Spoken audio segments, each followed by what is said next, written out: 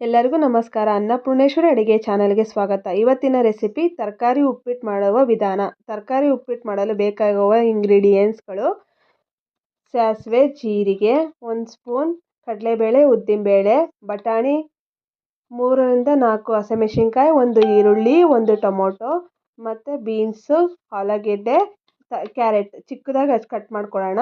ಕೊತ್ತಂಬರಿ ಸೊಪ್ಪು, ಕಾಯಿ ತುರಿ. 1 ಗ್ಲಾಸಷ್ಟು ರವೆ ತೊಗೊಂಡಿದ್ದೀನಿ.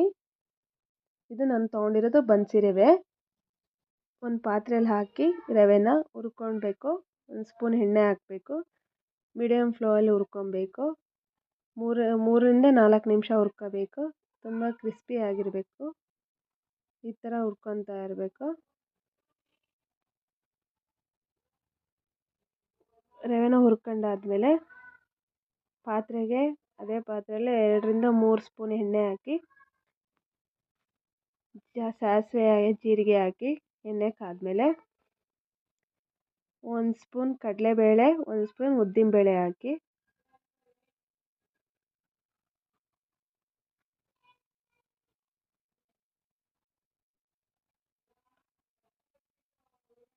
ಆಮೇಲೆ ಬಟಾಣಿ ಹಾಕಿ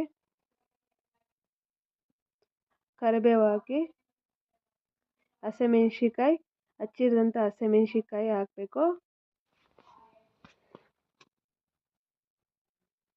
ಈರುಳ್ಳಿ ಹಾಕ್ಕೊಳ್ಳೋಣ. ಈಗ ಎಣ್ಣೆಯಲ್ಲೇ ಚೆನ್ನಾಗಿ ಫ್ರೈ ಆಗಬೇಕು. ಹಿಂಗೆ ಆಡಿಸ್ತಾ ಇರಬೇಕು, ಒಗ್ಗರಣೆ ಸೀದೋಗ್ಬಾರ್ದಂತ. ಆಮೇಲೆ ಟೊಮೊಟೊ ಹಾಕ್ಕೊಳ್ಳೋಣ.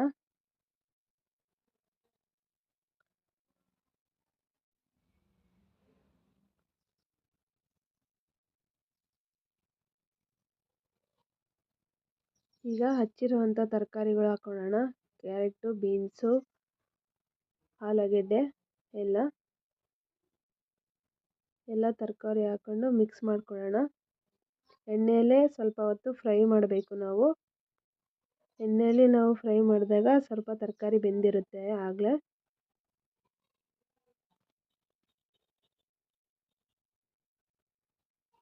ಈ ಥರ 1-2 ನಿಮಿಷ ಫ್ರೈ ಮಾಡಿಕೊಂಡ್ರೆ ಚೆನ್ನಾಗಿರುತ್ತೆ.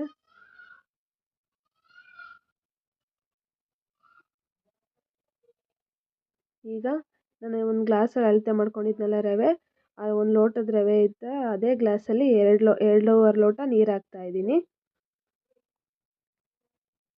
2.5 ಲೋಟ ನೀರು ಹಾಕ್ಬಿಟ್ಟು ರುಚಿಗೆ ತಕ್ಕಷ್ಟು ಉಪ್ಪನ್ನು ಹಾಕೋಬೇಕು. 1 ಪ್ಲೇಟ್ ಮುಚ್ಚಿ ಇಡೋಣ. ನೀರು ಕುದಿದ ಮೇಲೆ ಆವಾಗ ರವೆ ಹಾಕ್ಕೊಳ್ಳೋಣ. ರವೆ ಹಾಕ್ಕೊಂಡು ತಿರುಗಿಸ್ಬೇಕು.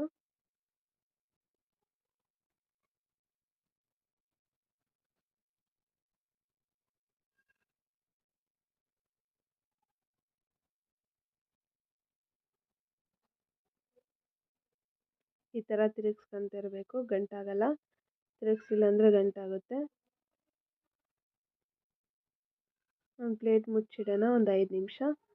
ನೋಡಿ ಉಪ್ಪಿಟ್ಟು ಹೇಗಾಗಿದೆ, ಚೆನ್ನಾಗಿ ತರಕಾರಿ ಉಪ್ಪಿಟ್ಟು. ಅದಕ್ಕೆ ಈಗ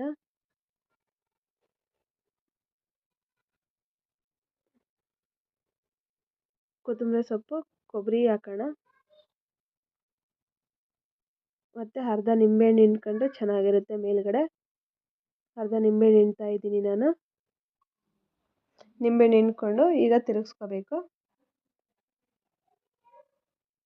ಹೀಗೆ ತಿರುಗಿಸ್ಕೊಂಡು 1 ಪ್ಲೇಟ್ ಮುಚ್ಚಬೇಕು. ಹಾಗೆ 5ರಿಂದ 6 ನಿಮಿಷ ಸಿಮ್ಮಲ್ಲಿ ಬಿಡಿ.